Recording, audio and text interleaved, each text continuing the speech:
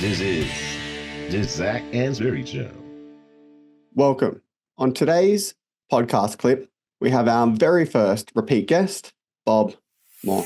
So in our last podcast, which I've recently revisited and very much enjoyed it, we spoke a little bit about what we thought would happen in the future for marketing. And we touched on things like, artificial intelligence and virtual reality. I know you've been retired for over a couple of years now, but have you seen any of that coming through, maybe marketing analytics or anything like that? A little bit. I would say the last project I worked on at SEJ was I had to step in for somebody on a different business. I can't remember if they left the company or went on leave or something, but I ended up doing a project where we were bringing out a new product and we were doing some shelf research and we did some virtual reality stuff on, sort of the difference between, where should this be on the shelf? And we asked a lot of questions like that. And so that was like literally my last project that I did before I left.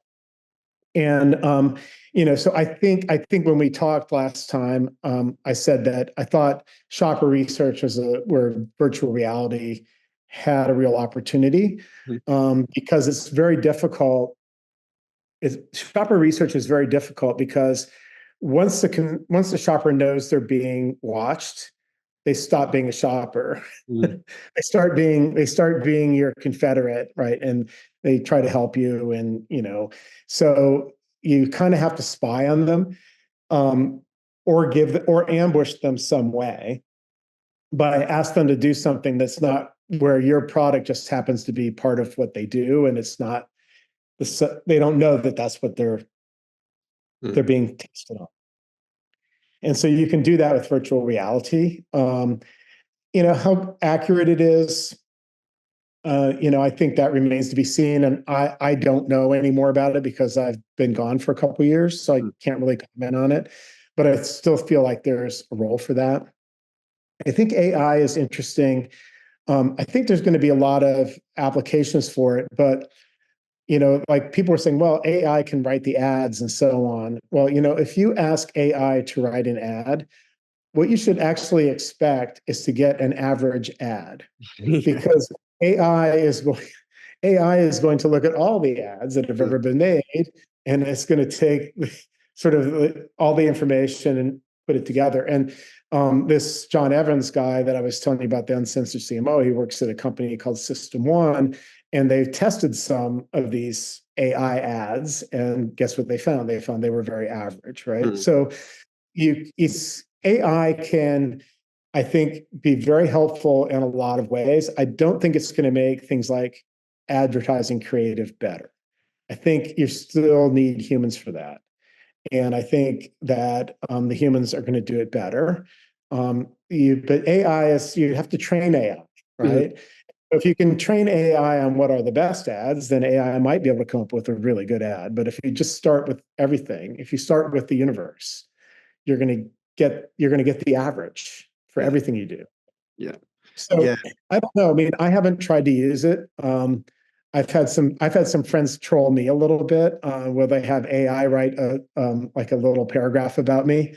They're pretty amusing. Yeah, it's I think that there's a lot of smarter younger people and that are going to figure this out and find ways to really leverage it. I think that I don't know that it's going to replace people though. Yeah, I think it's I agree with you on the replacing people thing. I think it'll end up making us more efficient and effective at our jobs. So I kind of liken it to, having a calculator or Excel or, SPSS or another tool that we can use to make what we already do faster. Well, how about Google? Google, right? I mean, think about it. Like when I was a teenager, right? Like if I had a question about something, I had to go look it up in an encyclopedia or a dictionary. Now I just type it in. Like if I'm trying to spell a word, I just start typing in the word into the phone and I don't have to look at a dictionary and figure out like, what it's like. Google will tell me what the right spelling is in seconds, right? And so it's, that's definitely a tool that's made us much more efficient. And I agree with you. I think AI is going to have a similar kind of impact in different ways, right? But I think it definitely can, I can't imagine it myself, like what AI can do. I think it's beyond my ability to kind of imagine it. But it's like, I think of how much Google and smartphones have changed the world from when I was a teenager, or even when I was, when I was getting my PhD back in the 80s. I mean, we used the typewriter to type the paper. We didn't have word processors or computers, for that kind of use. So, the world changes for the better. Yeah. And I think it'll make research somewhat more accessible. So if you needed to previously hire someone to do like repetitive, like coding jobs, you could teach the AI to replace them, which then means, people who are researchers from wealthier universities that have a lot of funds to hire people versus that who don't. I think it equalizes science in some sense actually as well.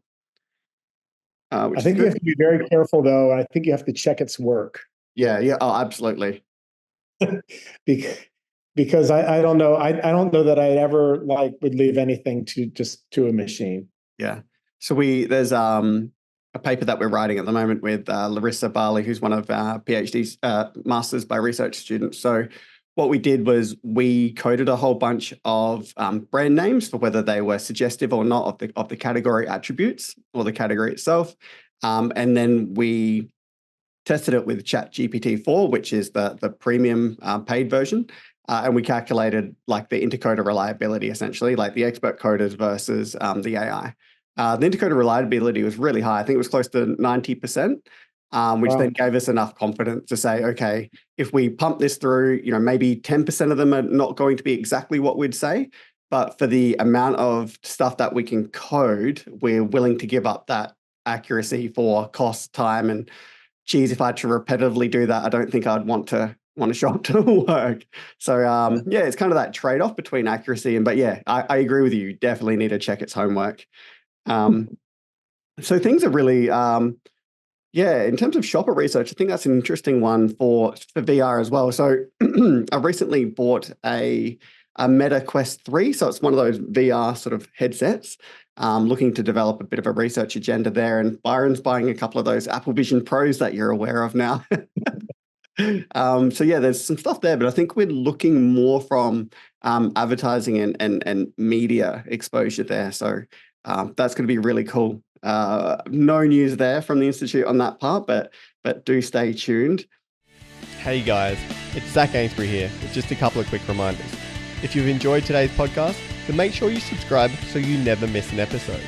There are plenty more interviews to come with some of the world's leading marketing academics and practitioners. You do not want to miss these. In the meantime, if you're looking for another way to connect, then follow me on Twitter at Zac Anesbury. That is ZACANESBURY for my take on the marketing issues of the day. That was the Zac Anesbury Show.